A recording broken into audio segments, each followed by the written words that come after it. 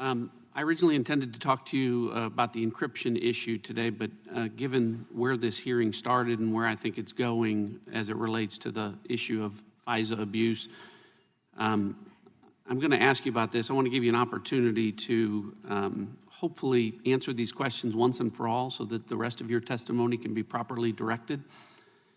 It seems like some of my Democratic colleagues, because this FISA process was initiated during the Obama administration, that they want to focus on the fact that there was no abuse of the FISA process or that that abuse was not politically motivated. It started with Chairman Nadler. The very first question to you was trying to establish that the Inspector General found no evidence of political motive or bias against the president, and you responded that the Inspector General's report speaks for itself. So does the Inspector General. And Inspector General Horowitz on December 11th before the Senate Judiciary Committee said this, quote, "On the FISA side, we found, as you noted, a lack of documentary or testimonial evidence about intentionality, but we also noted the lack of satisfactory explanations and, in fact, leave open the possibility that for the reasons you indicated, it is unclear what the motivations were. On the one hand, gross incompetence, negligence. On the other hand, intentionality, and everywhere in between," end quote. Just because no FBI agent tells the Inspector General, "I admit I'm biased and politically motivated against President Trump," doesn't mean there isn't overwhelming evidence of bias and political motivation in the record. To use just one example, an FBI lawyer involved intimately in this FISA process against a Trump campaign associate, Carter Page, sent a number of texts in and around the election of President Trump. Here are a few of them.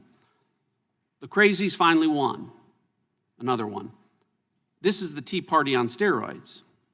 Another one. "Pence is stupid." Another text that he sent.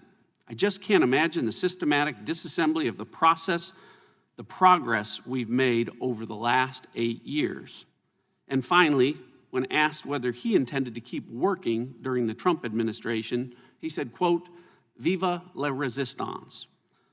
Regardless of what that FBI lawyer admitted, do you see evidence of political bias or motivation against President Trump in those text messages? Well, I would just say, Congressman, as I've said before, that I consider the report to have described conduct that I consider unacceptable and unrepresentative of who we are as an institution. I'm not going to comment on specific people's conduct for a variety of reasons, but I will say that political bias has no place in today's FBI. Well, I appreciate that, but I'm going to ask you to comment on someone's specific conduct, because that very same FBI agent is the one the Inspector General found in his report was the one that tampered with evidence by counterfeiting an email from an intelligence agency to illegally continue surveillance of a Trump campaign associate. That's what happened, right, Director? Again, I would just refer you to the report. Well, the report acknowledges that. So does the Department of Justice and the FISA court.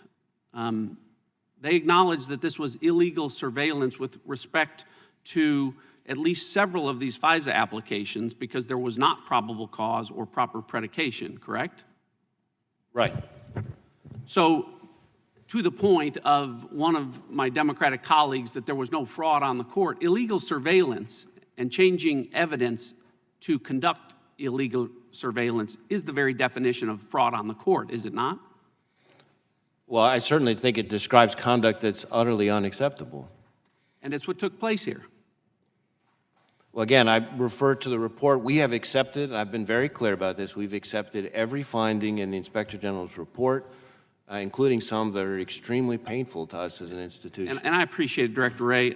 I love the FBI. You know my background. I know what you're trying to do. I know the difficult position that you're in. I think the record is clear. I remain convinced that the prior administration weaponized the FBI for political motivation and purposes. I just wonder whether or not you're going to be able to put the genie back in the bottle. I truly know that your motivations are to do that. I wish you the best of luck. I yield back.